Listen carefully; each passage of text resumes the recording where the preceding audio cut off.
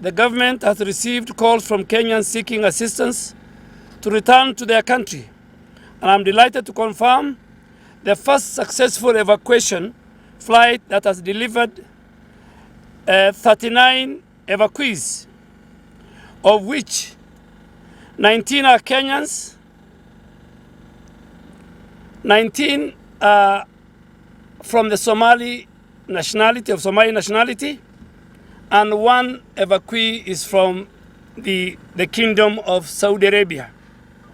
I commend these young Kenyans for their resilience in undertaking the long journey from Khartoum to Palochi Airport in South Sudan, from where they were airlifted by the Kenya Air Force. This multi-agency team of government will make sure that aircrafts and all logistics are available to evacuate all Kenyans. There are over 3,000 Kenyans holed up in Sudan, and so far we have mapped out 900 Kenyans in various parts of Khartoum and Sudan as a whole.